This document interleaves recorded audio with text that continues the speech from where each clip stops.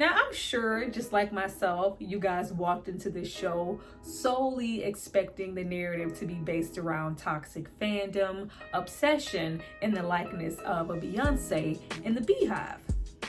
This show was so much more than that. Let's talk about it.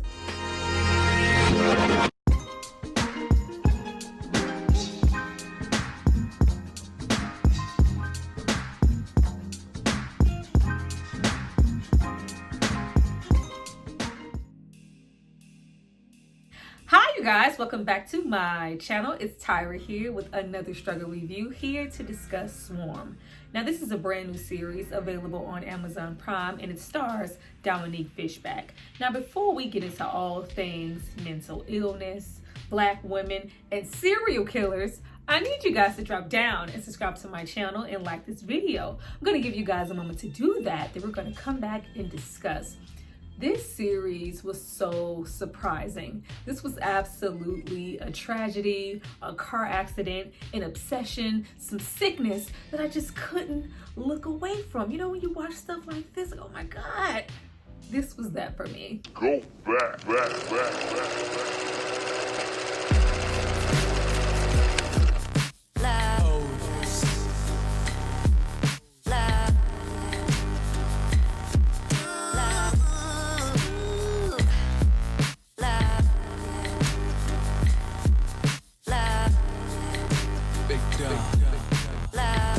Now that you guys have hopefully subscribed to see more of me, let's get into this show. But before we jump into any of the episodes, I would just like to start off by discussing some of the roundabout things in general about the show. Like the writer's room being filled with Malia Obama, of all people, and Stephen Glover, Donald Glover's brother, who has worked with him on all 4 seasons of Atlanta, which I love because it really keeps this show Swarm still kind of in that universe.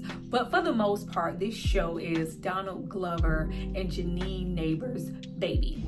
Already being pretty familiar with Donald Glover via his show Atlanta, his artistry, his albums, his producing, I really leaned in more on Janine Nabers. I was completely unfamiliar with her. She has done a little writing on Atlanta as well as The Watchmen, but this is her first real solo breakout outside of her being a playwright, really getting into producing herself and creating along with Donald Glover, of course. But via this, I'm definitely going to be on the lookout for her. And she's also a Houston, Texas native, which I'm sure added a whole lot more. Speaking of opportunities to pop out, I love the fact that Chloe Bailey is here. A lot of people are not familiar with her as an actress for some reason, but she was on Grownish for some time, and this is her, first real adult situation, if you know what I mean. And I also love the parallels of her being here and her correlation and closeness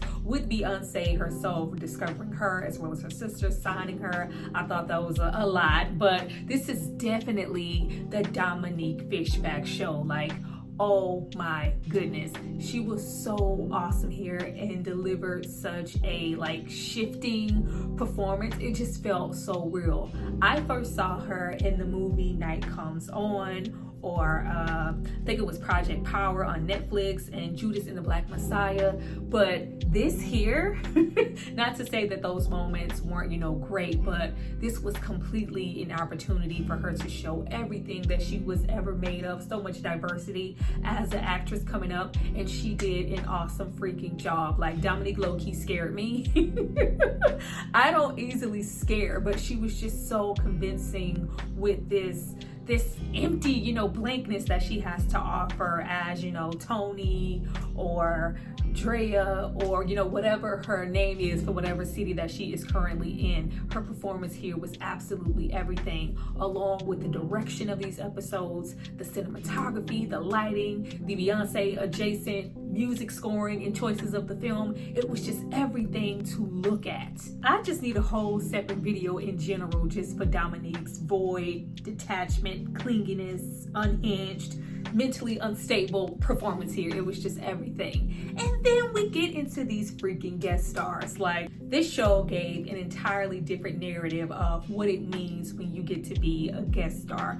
Normally, you are there as a name drop, a face to draw in the audience. You don't really play a key role, don't really have a whole lot to say. But not only did our guest stars here have a whole lot to say, but child, they were pushing through. Like, Billie Eilish said, I'm here, I know how to act, and I'm gonna give y'all these get out, click this teacup 2 times T. Like, oh my goodness, name. I was like, girl, tell her your name.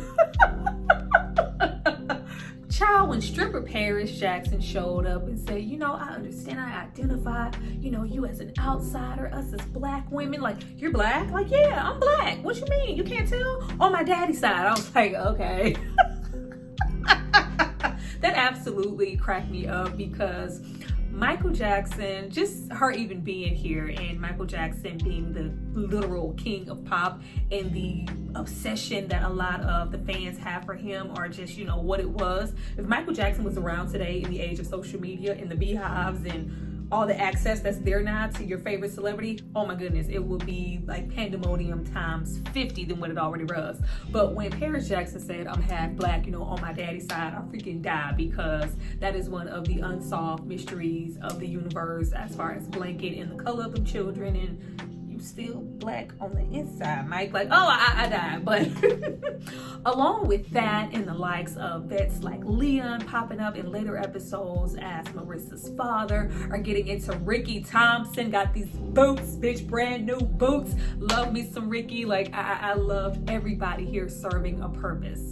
I also really love the beginning of every single episode, Donald Glover doing what he does best, enticing us as an audience just to say, is this real? Are these real people? You know, did this situation really happen? Is Marissa Jackson real? Is Andrea Green real? No, none of these people are real. But we are attaching Drea to many realistic situations that have happened over the time span of 2016 to 2018. And also delving into rumors and attaching that to the storyline as well. Like with our Marissa Jackson character, who is cheated on by a boyfriend. There was a rumor that a female was cheated on, and we have this epic album coming out from Beyonce, Lemonade, referring to her husband cheating on her and how she is dealing with that. If there is not any hope for the queen, the likeness of Beyonce's husband, to be faithful, then there is no hope for me. I should just end it all right here, which of course was a rumor. And then we get into more realistic situations, like the 4 strippers being, you know, stranded, being picked up by a good Samaritan in Tennessee, and they end up taking his life when he just kindly took them in to change a flat tire. And then we get situations that I'm sure most of us remember and are familiar with, you know, who bit Beyonce at a party? Was it Sanaa Lathan? And then we just get into the toxic fandom and the behavior that we get from Drea overall, and what a lot of these fans are willing to do. It was done so well here. Speaking of fandoms and fans, Beyonce, do you feel seen, girl? Like, the light that this show is shining on fans, obsessions, beehives, Swifters, Barbs, Barty gangs, like, it is just completely insane what a lot of fans are willing to do. Now, of course, you have your everyday loving, supportive fans. These are the fans who are gonna stream every song, every album, buy every piece of merch, support every venture, watch and anticipate all of your music videos, go to all of your concerts. And then you have those eager fans who are willing to take it a step further in the age of Twitter and other social media, combining with other highly devoted fans like Voltron, who defends this artist against anybody who is not a fan and feels indifferent or has an opinion on their artistry. And that goes from your regular, everyday person to the YouTube commentator to the other equally successful pop star who may have a feud with the queen. Because this is a queen, this is a god, this is a king. Idolize this person, worship this person for what they bring. Don't you feel it in their music? Absolutely insane. We get far from the realm of just strictly maybe harassing somebody online, swarming them with a ton of emojis or unicorns or whatever that emoji holds representation for, to the point that we are really harassing these people in the comments, wishing death up on them, anybody closest to them, from a friend to their mother to their children. And then we might take it a step further and even dox this person. Release your phone number on a public platform. That way you could be harassed even further. Receive phone calls, text messages, have to change your number. Or you know what? I might just take it a step further and release your entire address. I know where you are. We know where you stay. How dare you disrespect the queen? The audacity. You know what? I could pull up and take you out, a family member, at any second. We've been watching you. Better yet, I'm outside right now. Like, insane, completely insane. But this is, what a lot of people are doing in the name of somebody that they feel close to via their music. And you have a lot of celebrities in the form of a Beyonce, a Nicki Minaj, a Swifter.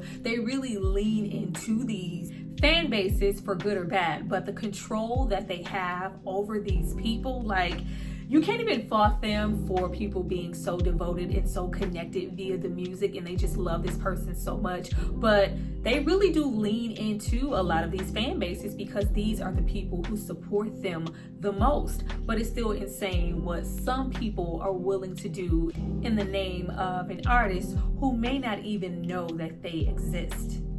And lastly, we get into Naja and her comparison to Beyonce, and really getting into, the toxic fandom, just strictly really low-key being window dressing for this show to get us interested and to get us invested into a character like Drea. This show has so much more to say to me. Drea is a vessel for mental illness, detachment, abandonment issues, sexuality, obsession, idolization, toxic friendships, relationship, the harsher sides of social media. Black women like Drea, who look like Drea, have the personality of a Drea, or just black women in general who are ignored, overlooked, just not listened to so heavily to the point that she could be a serial killer and still go completely unnoticed. As we see several times in the show, she is always underestimated. She is overlooked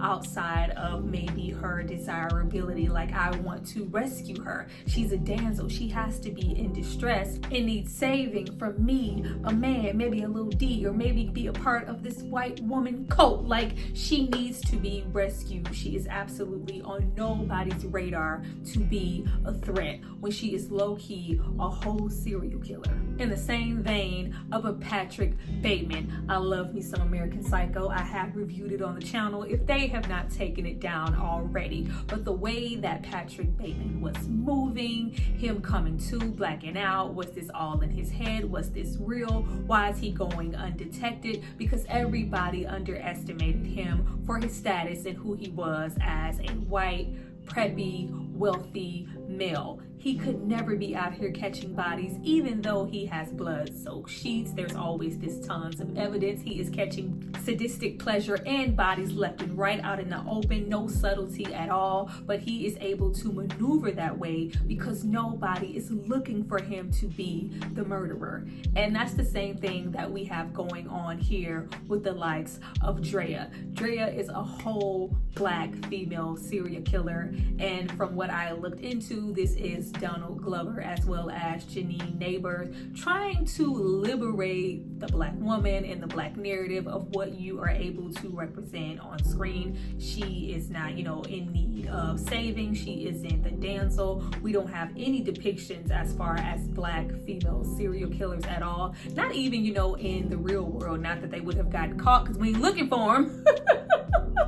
We have a chance here to depict a black female as a serial killer with her own quirks, and that's whether she is not eating a single healthy thing in sight in the entire movie, always needing some type of sweet junk food after every single kill, being sure to hit every single victim over the head with a blunt object, giving them this blunt force trauma to the head. That is if they are an intended victim outside of, our Paris Jackson or our love interest in the end who was shot and one that was strangled. Everybody with intent, you are getting knocked over the head. Raiding refrigerators, homes, belongings, stealing cash, cars, valuables, changing her name, adapting to every single state, being so deranged inside of her head that she feels like this is for Naja and Marissa, and I am still communicating with her even though she is dead and long gone. We have a whole black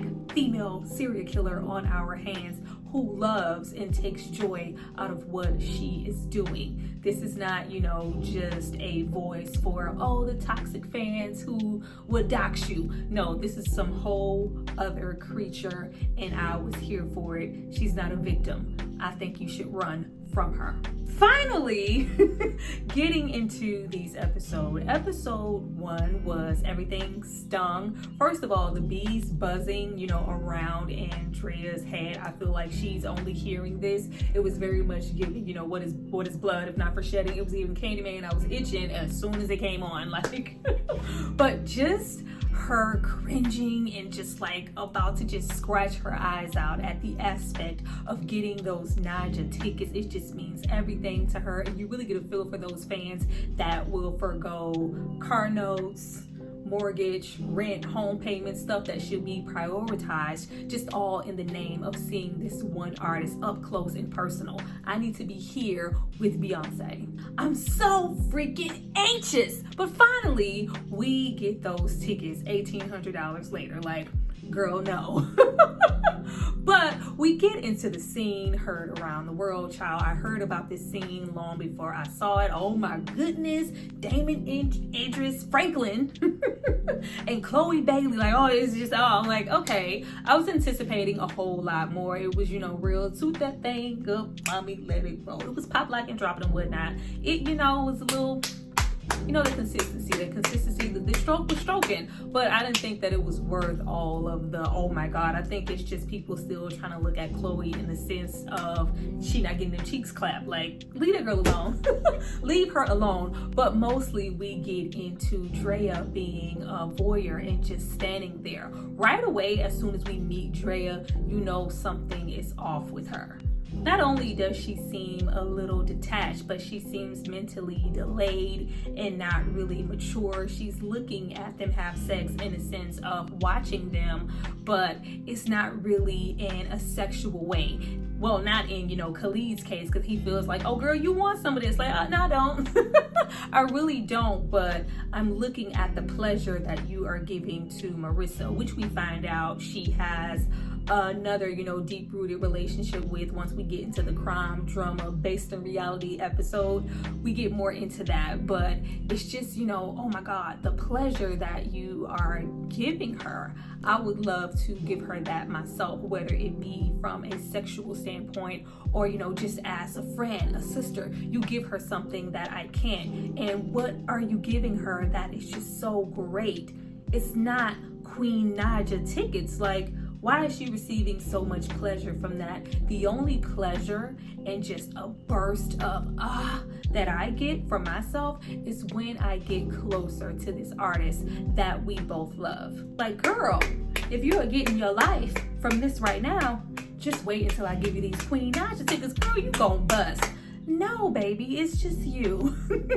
Now, I did go back and watch a couple episodes for a second time. This was one of them. This is definitely some villain-esque origin story. When we go and we watch, movies like Dark Knight or just, Joker-esque, we have to lay down the foundation for who this person is to divest us into their journey and the change that they go on. Drea is literally low-key, not really all there and detached, but she is also quiet. She is shy, a pushover. She still, ain't really gave her cookies away. I am reserved for the majority of my life. The only real relationship that I have had is my relationship with Marissa and the love that I have for Queen Naja. Nothing else outside of that has ever mattered. But when we get into Marissa, the person that she loves the most, and the reason that I felt like she attached herself so heavily to Queen Naija in the first place was because Marissa loved Queen Naija. They were both one in the same to her throughout this entire show. She idolized them both. But as soon as Marissa began to grow a little bit, we aren't kids anymore, we aren't teenagers anymore, I have different interests. Yes, I love Queen Naija, but I have other ambitions. I want to be a makeup artist. I, have a boyfriend. I have sex from time to time. I have a job in the mall. I have prospects and other things that I want to do outside of the things that we loved as kids. I'm growing, and I'm growing beyond this relationship, and I low-key feel like you are holding me back. And that not only goes for Marissa, but that goes for everybody who surrounds Marissa, like Khalid, who is really like low-key trying to get in where he fits in, even though he looks at her as, oh my, like, what are you, 12? I need you to grow up. Why are you so obsessed with Naija? She's like everybody else. Like, this is insane. You don't have to stay a virgin forever if you don't want to. Not only is he a trash, boyfriend, he's a hoe, but he is solely interested in knocking her down because of her virginity. I could be, the first to hit that ass Khalid. Just trash. And then we get into, the other co-workers who work in the mall as to say, like, why are you with her? Why do you keep her around? What is, really happening here? And we get into the title of the episode, not just, stung, but Drea planning a birthday surprise for her sister, but the energy that they gave off to each other was never sisters to me, and immediately I was like, they aren't sisters. They are giving, that bestie situation, and then it's like that fine line of being a little too attached and a little too touchy. So in a sense where we have Khalid embracing Marissa, kissing her, them being really playful, or him talking down to her, she is looking at it in a lustful and suggestive way, and this really speaks to Khalid to say, oh, she wants me, when it's not really that. She may want to be you. I want Marissa all to myself. I want to be able to give her what you are, but I'm just not able to do that. She isn't interested in me in that way. But what we do have in common, what we do, connect here with is Queen Naija. I can give her these tickets, but when she, messes up, child, at the little kiosk, I was like, girl, you had one job.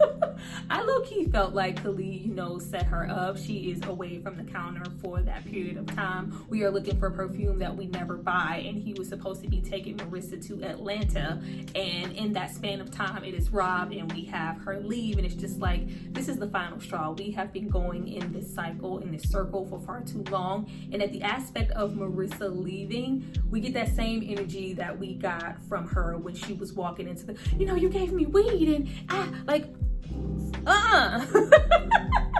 the weed made me crazy. It made me sleep. Like, she is just so freaking off. But outside of her being off, you can tell that something is mentally unstable and wrong with her. And she hasn't been, really receiving any real help. She has been coping whatever's wrong with her via Marissa and via Queen Naija, in that room, sucking on her thumbs, constantly listening to her music, looking at her poster, magazine, scrolling on that Twitter-esque site, and talking to people who are just as devoted as her. Like, I love it. They're my friends. No, they aren't. You need to be grounded in reality. And then I really got away from their sisterhood once we have her embrace her and kiss the scar on her arm, as to say that she has already tried and attempted to take herself out. And it's just like, every time you see it, you don't have to kiss it. And it's really just to put a beat in our ear that she is not above, harming herself. But the way that she kissed it, the way that she,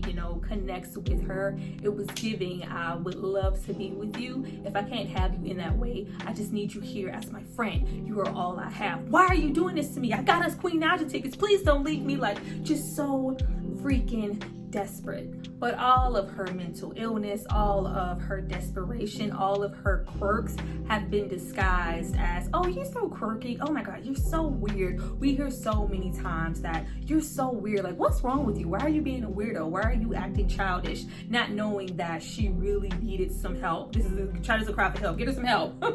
We did not get her any help. Also, just the codependency that they kind of have with each other, even though we have Marissa trying to flee the nest. This is the last straw. I'm going to live with Khalid. We also, can you, take my shift? Can you do that? Can you run and, grab some Frenchies while you're out? You can tell that she's kind of been kind of the lackey, even though, they love each other and it's a friendship. She is being used because she is so kind-hearted and soft and kind of at Marissa's beck and call a little bit, which is why even though she left, when she finds out that her boyfriend is a cheater and she is calling her multiple times, where are you? You are always here when I need you. Why aren't you answering? Pick up the phone. I need you. Even though Marissa has clearly been handling the bills and taking up the slack via her obsession with prioritizing tickets, it was still very much so give and take with their codependent relationship, which is why there was that whole breakdown once she initially leaves. But you have her completely uplifted by a message that says, Naja has released a new song, a new video, for festival, and she is entranced. Like all the colors on the screen, it was like spell casting was happening. Like I can't breathe. It's so hot. Queen Naja, who is, pretty much all I have at this point with Marissa leaving, she says that this is the time to, go out, liberate yourself. Festival is the time to celebrate. I'm going to put on this dress. I'm going to go out, find a stranger, and just become a completely different person. Like I was like, well, damn, what happened there? This is not, the Drea that we saw a minute ago, but this is what the queen told us to do. Like, I am just so inspired. What else do I have? Marissa isn't here, for me to hang on to whatever she has going on, but I always have Naja. She's always here. She said it's time to celebrate. Y'all, I'm finna go up here with Macaulay Culkin's brother. Giving all the Home Alone teas in the face. We're gonna dance. It's a festival. We're gonna celebrate all of the colors. I'm gonna wake up next to him, having his whole penis in my face next to that clear bowl of strawberries. Sir, read the room, sir. That absolutely cracked me up. And by the time we realized what has happened to Marissa, who just couldn't take it at that point, this would never happen to Queen Naja. I just can't. I need you. You're not here. At which we see that she has overdosed and it's too late and she is gone. I was like, I thought we was gonna get a little bit more Chloe. I thought Chloe would stick around, at least leaning into episode 2, but it's very quick and she is abruptly taken away, and you see that there is no sense of how to move on. What do I do next? She is just completely stuck. If Marissa is not here, how can I go on? What do I have outside of my attachment and the love that we both shared for Queen Naja? I knew like something was off once baby showed up in that orange bodycon dress to the funeral. We had already, cut our hands. There was this, sense of something clicking, something mentally breaking down in her mind via the death of Marissa. Not only am, I'm low-key seeing red, you're not gonna allow me to, be at my sister's. We're family. She's my sister. She's like, yeah, the parents want you to leave. I was like, okay, something's going on with that. I was like, either she is, her sister in Christ, or she is, maybe adopted or a foster kid. I knew something was happening with that, but we have something completely shift in her mind when she sees, this beehive, and it was this sense of becoming a little bit more hive-minded than she already was. Don't say that. You said you didn't like Naja. Naja's a goddess, not as a queen, and it just fluctuated to her obsessing over Marissa's death and who was responsible. What were her last words? What did we share together? What did we have in common? What did we love the most? What was Marissa all about? Protecting the queen, the goddess. She is everything. Protect the queen at all costs. And we also have somebody waiting in the wings that I feel like is responsible for me losing the one person I ever really cared about and who I felt like cared about me. It's Khalid. Like, child, I was like, why are you opening the door? That moment before, the murder, it was just so freaking intense. You can tell that something is off, but she is just so calm and so unassuming, so, it's just as a person, you don't really have your guard up at that moment, because sometimes, when we get later into the show, I'm like, you couldn't tell nothing was wrong with her. Look at her face. Look how she is ignoring you, even though that is a callback to Black people, Black women just going unheard, unnoticed. Like, yeah, that's Keisha. Aren't you Amber with the crystals and the beads? Don't you do hair? Because all of y'all look alike. No, hell no. Like, But at that particular moment, she is just so like, you want some tea? Like, I love how he broke down. It was just like, I should have came to the funeral. And he's just like, here, like, I'm just gonna offer her some tea. It wouldn't be right for me to sleep with her, best friend. Now that she's gone, I'm in mourning. Let me get her some tea. I just can't right now. But she is just not seeing a broken-hearted person or, remorseful ex-boyfriend. She sees someone who's a threat to everything she knows. Protect the queen at all costs. Not only do you not really care for Naja as an artist and understand the love that I have for her, but I need to protect the queen at all costs. Not only is Naja the queen, but Marissa was the queen also. They are one and the same. I have to take you out for what you did, along with everybody else who might be on this, Twitter feed, this thread, anybody who has something to say about Marissa and her life, the way it was taken away, all the way down to everybody who has something just to say about Queen Naja. I have to protect these queens, all in the name of what both of these ladies represent to me. Not only that, but the last discussion we had of when and if, or what would happen if we ever got up and close and personal with Queen Naja. I'm gonna make that happen. But before I do that, I have to knock him out with this pink Himalayan lamp. Like, the murder, death, kill was everything. Like, I was like, oh my goodness. The intensity that was coming up off of Fishback was absolutely everything. Her engulfing the pie, just the whole sense of, being hive-minded, the bees, just honey, that sweetness that it represents. I thought it was a placeholder for the junk food, her never wanting a healthy thing in sight. Like, no, I need sweets, I want snacks. I need to engulf myself. I need to swarm myself in all of these unhealthy foods, but not only in a sense of sweetness, but also, that coping mechanism. You have her like really like getting in there with that pie. I was like, oh, it was just so much. Like, guess we should get into episode 2 now. Episode 2, honey, absolutely had me cracking up because the interpretive dance of it all, like, I just cannot. Who the hell in their right mind would want a dance from Drea? Like, at this point, of course, we are low-key kind of on the run. We have changed our name and we have made our way to Tennessee. Child, from the moment that the man went into the gentleman's club, the way he, like, threw that money on that stage, like, I don't know if she gonna shake some ass or bite me. Like, this is a whole endangered species. What a little desirability, a little ass, and a little aspect of getting a dance would get you. Like, who in their right mind would even believe that where your friend?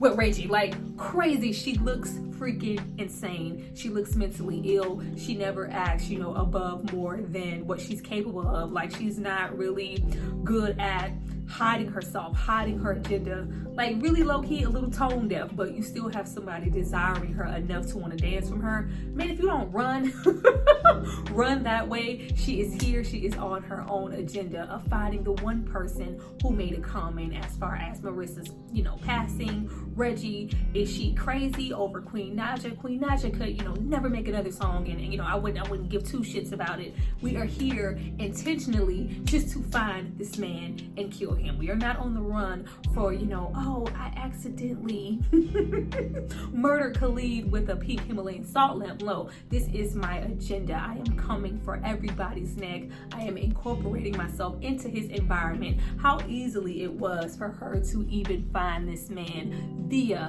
social media. It's just absolutely insane. It's crazy how much, we can expose ourselves via, pictures, a name being placed somewhere on a truck, or even getting into that fandom in that site that she is on, of that group of people who, enjoy maybe finding people, doxing people, not knowing just how far somebody is willing to go, linking his address. Oh, look at this picture. Zoom in. He's here. He's there. I need to find this man. He needs to die. That's the only reason I'm here.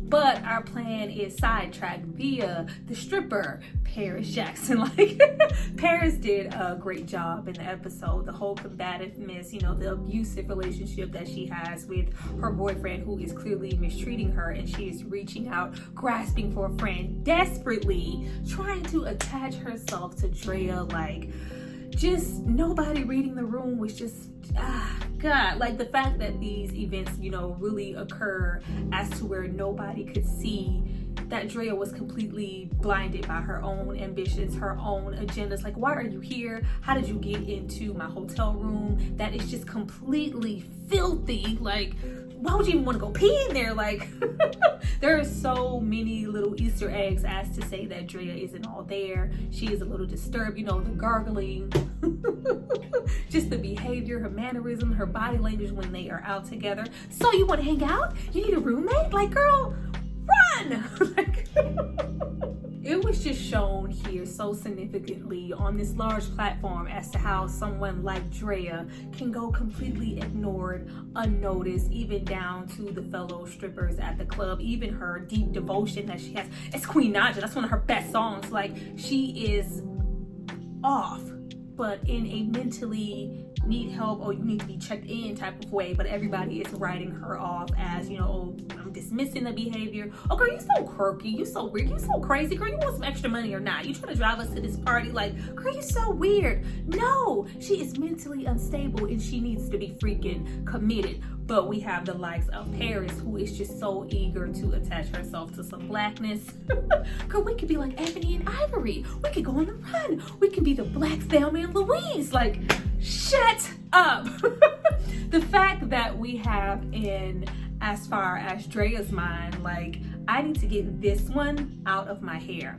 First of all, you feel like, oh, this is a whole match made in heaven. Not only has she lost her own sister Marissa already, but you have somebody here who absolutely loves Drea's dirty draws, wants to hang out with her. Oh, girl, you're so cool. I just love everything about you. Oh, everything is just so awesome. We could be buddies. We could be roommates. Oh, you killed my boyfriend just to try to get me out of your hotel room?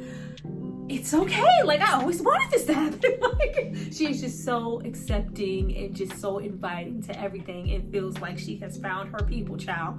Meanwhile, you know what? I have to shoot you. Not only do I not want you here, but you are a Halsey fan. We could never be besties. Like, Drea is absolutely insane. As with any serial killer, though we are trying to blend in, though we have a name change, though we may seem normal, it's all about my agenda. Even when we go to hang out with our 4 strippers, we go to the little sex party, the whole thing, like all the little penis. Like, we love to put a good penis in my face, don't you? But we have that whole moment of her just reading the room, all of the debauchery that is going on around her. You know what? I'm about to go eat like I always do. That's what I want to go do. But even in the midst of all of that, somebody still comes to find her. A white man comes to find her to objectify her, even though she is alone and she is in no way showing any real skin. She is not being as hypersexual as the other females in the other room. You could have got your rocks off to anybody in there, but can you just what? Absolutely, I want $1,000. Like, oh yeah, like, then he comes in and it's just like, are you, as naughty? Are you nasty? Are you, wild like them? Because I'm like, no, but even if I'm not, you're still going to treat me as such, even though I'm in here eating, some dip and chips, you still find time to come in here and jack off to me. Like, that was a whole scene. I, as a black woman, can be minding my own business somewhere and still be objectified. Anywho, once we have the flat tire happen, and by the grace of Jesus, Reggie, nice good Samaritan Reggie, father to a son, pulls up to help them out. And everybody in the audience, I'm sure, was like, girl, you gonna try to get Reggie, who said he was raised right, and he gonna take y'all in and help y'all out on GP? I don't even want no payment. I just can't leave all you beautiful black women out here on a dirt deserted road in the woods. Like, ciao. Reggie, assuming, that all of these women, especially when it comes to Carmen, are unassuming. Like, I need to help them out. Can I get you guys any coffee? I'm not only going to fix this flat tire, but I'm going to give you a whole tune-up. We just have her still, like, I don't know why, but it's just a testament to, I guess, her origins. You are just maybe like, don't you feel the pushback? Do you really want to kill this man? Like, he go to the strip club. This is a good man. Like, It's just like, no, who's your favorite artist? We get, I think, our first who's your favorite artist via the show that is a dog whistle that somebody is about to die. Like, we have them all just looking at her like, girl, you are messing up the vibe. This man is being kind. He has taken us in. He has helped us out. He has fixed it. Yeah, but who's your favorite artist? How could you say that about Queen Naija? How could you say that she could die? She could never release another song and you wouldn't care. You said that, didn't you? Yeah, I said it on that random tweet that one time. Like, she is just so completely obsessed with her own agenda. So even if, you know, he introduced himself, I love Houstonians. Like, you're cool. Like he has showed every ounce of goodness that a stranger could show her, just so much kindness. But even just against her own will, as that serial killer that she is becoming, I finally found my prey. Like, this is my victim. I have to get him, even if he fixed this car, even if he showed us kindness. What about what he said about Marissa? What about what he said about Queen Naija? You know what? I gotta pee. Like, child, when we have her standing there with that frying pan and Big Mac, he's like, what are you? And she attacks him, but underestimating who she is, just maybe, you know, assuming this big strapping black man is on top of her, trying to fight for his whole life. Girl, I'm trying to get you before you get me, because you clearly came back in here to kill me. But the other women coming in, oh, get off of her, he's trying to assault her. Like, oh, completely cape for her, trying to save her, and also shoot and kill Reggie. I was like, damn, Reggie. But we really get into a whole different additional subject matter with, oh my goodness, let's just call the police. Maybe we should make a run for it. What should we do? But he was assaulting her. How often, especially when we get into women and then black women, are they believed when it comes to sexual assault and calling the police? Who's gonna believe us? You know what? I would rather take my chances making a run for it than actually calling the police. That's how often we as women are believed. I was like, damn. There were so many subtle, heavy things going on here in this episode. Child, when Carmen burnt off, like, homegirl was absolutely pissed. Like, girl, I was already sick of you in the strip club and you left us here to deal with this mess. But it's on to the next. I did what I came to do. I killed that person. Now I have to go kill somebody else. All while still keeping up this facade that Marissa is still alive via this phone, texting and messaging myself to myself. Like, she is completely off her rocker. On to episode 3, taste. You can get taste. You can get, not Tyga. Let's talk about taste. Getting into an artist like Tyga, child, when she attacked that man and said, such and such is your favorite artist, he's a pedophile, he doesn't have any Grammys, and he can't have a hit song without a feature. How is he your favorite artist? I was like, ooh, so many people feel seen right now. Like, but getting into episode 3, everything with her has absolutely elevated as far as skills and who she is knocking off. Just like with the doxing and what some of these fans are willing to do, it doesn't just stop with your everyday local Reggie or your Khalid. We are moving on to the higher ups in this lavish home. Like, how did you get in here? Where is your security, bruh? Like, clearly this person is, you know, on social media, you see plaques, YouTube. This is a successful person who just happened to say, so you saying that Naija can't keep a man? Yeah, you said, like, girl, a tweet? It is absolutely non-stop with her. She gets in, she kills, she cleans up, she, you know, ravages through pantries, takes, you know, valuables, what she can, and she moves on to the next, you know, after she eats her some snacks, child. Like, once we get into, you know, the Republican that she is following, doxing, getting ready to attack, which leads her to this members only club, and you have her by chance, as we see repeatedly, be mistaken for somebody else. It was that whole thing of like, oh, don't black people all look alike? Black women are all one and the same? Aren't you such and such? Like, no. But being that such and such absolutely saves her and gets her into these spaces, along with the threat of, are you being racist towards her? Is she being racist towards you? Like, I'm not trying to go live. I am not trying to be looked at as anybody's Karen, you know. Though I could be just simply trying to do my job, and I'm not trying to profile this black woman or in, you know, any case or scenario. As soon as somebody, you know, presses record, as soon as I am reported, I am being jeopardized as far as not only losing my job, but being penalized for something that I wasn't trying to do at this moment. She does not have a pass. But that is, you know, the power of TikTok, social media, and somebody pressing record and upload, and you are being attacked by millions of people who do not understand the severity of the situation or what's going on. And then we even get into that white man just assuming that she is somebody else, along with ignoring just how nonchalant, unconcerned, like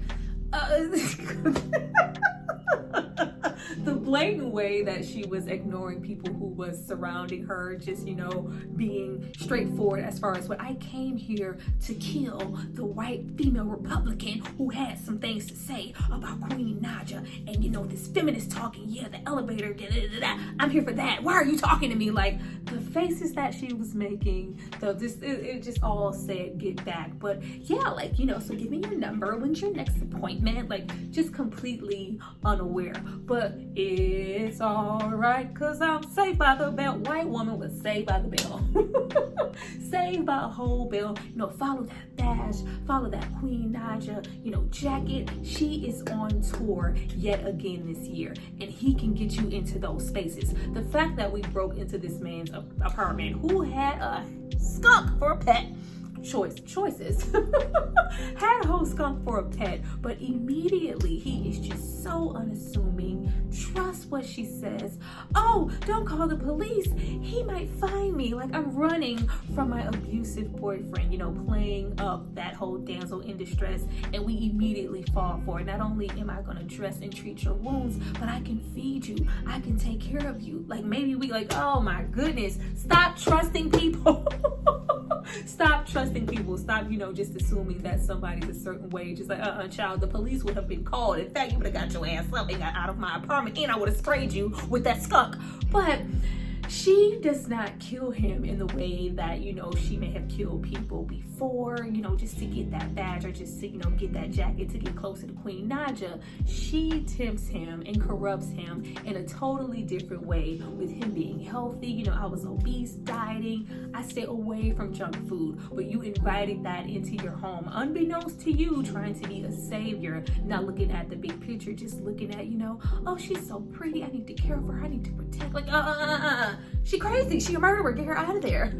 It just really spoke to not only her being a damsel and him assuming that, oh, she couldn't possibly be a threat because she is a black woman, just the whole thought of trusting and trying to, what we see often in this show, create this instantaneous bond with the likes of Drea via, you know, numerous people, just solely based off of who she is or who they assume. Like, you don't know this woman. Always have your freaking guard up. She came in, she didn't kill you, but she corrupted your whole freaking diet. Child, them indulging in all of that junk food on the counter. I was like, so are they gonna have sex? Or like, I didn't know what the hell was going on, but he takes her to the concert, but it's not the one that she thought it would be. And it's just like, oh, you are wasting time. I have no desire, no interest in you. I only came here with you for my own agenda. He is just so worried about child, that little booty, them little ponytails. Like, oh, you know, I feel like we had a vibe. Are we going to get me closer to Queen Naja or not? Because I see her sister walking by.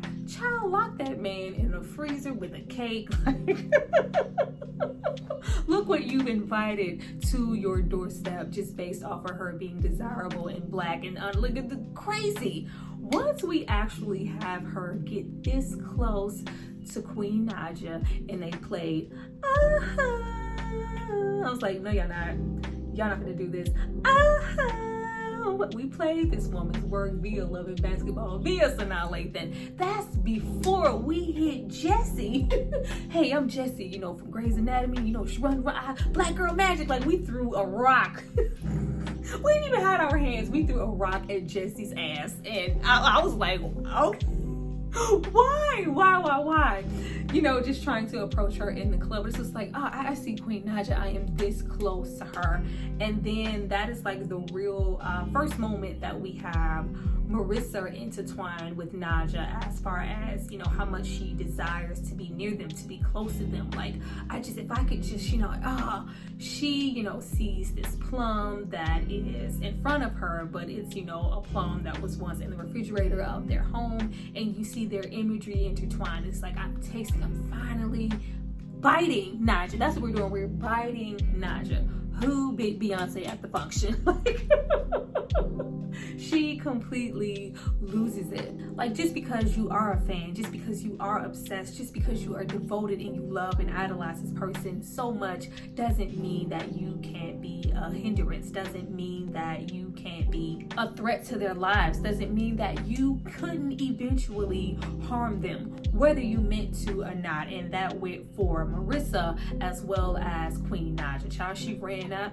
Oh yeah, it looked like that woman, you know, Sanaa Lathan from Love and Basketball, because you know all black women look the same. Like, the episode was written really, really well, and I just love the way that everything was executed. Like, episode 4, Running Scared, the Billie Eilish episode, absolutely loved it. Like, what do we do when we are now just as hated as the people we once attacked to try to go and kill because they said whatever about Queen Naija? You bit Queen Naija, and now you are the one. Find her. What is this person, child? Helen was on. Everybody is just trying to find out what happened, who bit Queen Naija, and why this person needs to go down. Meanwhile, Drea is still filled with her own agenda. Not only do I need to make it to her next concert and performance, but I also need to get up there, because you know, when she sees me, we're going to be automatic friends, and I'm going to be able to apologize for biting her that one time in that club. Everything's going to be everything. Like, the fact that we had whole blood in the back seat, blood on the seat in general, she just keeps, you know, escaping by the skin of her teeth. Even when we get into a shared feeling like, you know what, the tent is a little too dark, this seems a little bit shifty, you're answering questions wrong, I'm going to follow you to make sure you get to where you need to go. Even though this could be disguised also as him profiling her, there was just so much evidence. Like, she's just absolutely so freaking shifty to, you know, her interactions with the officer, down to, you know, the laugh that she let out when, girl, why are you acting like that? You got a dead body in the trunk? Just completely unhinged, and you kind of feel like he senses that I'm trying to watch you. But once again, we have a white person, another person, come out and cape for her. Just like in all of the other episodes, but unlike the people from previous episodes, she is a part. I was like, okay, this is giving cult. You know, she come back on down, and you can stay with us, and you can't sleep in your car. Once they arrived to the property and it was filled with women, it was giving cult, commune, feminist group. I was like, girl, get out of there. Like, just to think that we could want her to get out of anywhere, and she has been murdering people this entire time. But I knew that this was not a secure situation, because immediately when she arrives, we have Billie Eilish, who is Eva, I believe, as well as, you know, people like Salem, Tinker, like what Cricket, like trying to immediately appeal to her nature. Oh, you are here to see Queen Naija? Oh, you could stay here. We're all gonna go there together. We could get you, you know, tickets up close. You know, it was just a little too accommodating and really trying to appeal to her nature, just to get her to stay there longer and adjust to what they have to offer. We are, you know, a female empowerment group. We specialize in healing mentally, physically, awakening. Like, you know, we're trying to liberate. Like, come on, this hike. Like, it was just immediately really weird, and it was giving all of the get out teas that I would ever want. Clearly, we have this cult be so inviting and so clearly we have this cult be so inviting and accepting to the point that we are willing to clean the blood spill out of the car and, hide evidence and ignore all of that if she decides to be a part of what we have going on. Drea still mentally has her one agenda. I need to get to that concert. I need to constantly be on my phone. The last time, I wasn't near my phone, or I was, on a whole nother accord, I missed, what happened to Marissa. And you really have Eva, Billie Eilish, doing a wonderful bang-up job, really digging into her. Like, it was giving all types of Sister Wives vibes. Like, girl, you want to be a part of this? No. No, I do not. Even if you don't, I am going to try to hypnotize you to be honest. I can tell that you aren't being really forthcoming with who you really are, your real agenda, your real name, why you're really here, how you really even got here from hell birth. I'm going to hypnotize you and snap you into submission. I was like, I was like, why she too much? The performance was so moving, and that goes for Billie all the way to the other women who was there, and really Dominique Fishback. Like, they were doing so freaking well, and you really just had to listen to certain cues. Not only is she talking about Marissa, but she gets into her grandmother, and why would you spill the milk? And I was just so sorry. What color was the milk? It was red. I was like, oh, she killed somebody. I was confused within the show whether, did her grandmother find her killing just some random person? Was it her own mother? Is this, how she got into foster care? Clearly, she has always been a bit unstable to the point that she would spill milk at clearly a really, young age. But when she's talking to her and she's just like, why are you spilling milk? Why are you seeing red? Why are you taking lives? Because you hurt people. Remember, you told me, like, she has been, hypnotized for information to use against her later, as to say, if you don't join and partake in, what we have going on, we can use all of these things against you. So the best thing you should do is embrace what we have to offer. Girl, go on and get this brand tattoo on you, girl. Come on. It's just like, no, I gotta get to Queen Naija. But once again, we come through with the savior complex. Not only can I save you, but I can hypnotize you out of everything that you have weighing you down. Get you, away from this phone, that relationship that you have, that attachment to Queen Naija and Marissa. I can save you. We can help you. Take it, embrace it. Like, no, I don't want to go to concert. She was not trying to hear it. Y'all almost had me until I heard some music. Is that Queen Naija? You lied to me. You thought, like, oh my goodness, they thought they caught one. Once again, underestimating Dominique Fishback, because she smooth ran your ass over in hopes to please try to make it to a concert this year. Still didn't make it, but child, oh my God, like y'all should have let her ass out of here. Completely underestimating what she was willing to do, thinking that she would fall into submission with everyone else, be a follower, be a part of this cult, this group, just be so willing. Like, why wouldn't you want to be a part of this? Isn't this everything? Yeah, maybe to you, maybe to you, but I, the serial killer / Queen Naija lover, I only came here for one thing. You are standing in my way. I'm gonna run you over. Yeah, snap that. You think you can get up now? Snap your ass back up. Oh, you dead? Okay. Completely killing all of the peace and serenity this little group ever thought they had. Even in doing all of that, we still do not make it on time to see Queen Naija yet again. Child, hurt her whole little feelings. Every single time that we have her not quite make it to Queen Naija, it's just like, oh, somebody stole her bike. It is absolutely over for me. Like, absolutely love episodes 1 through 4.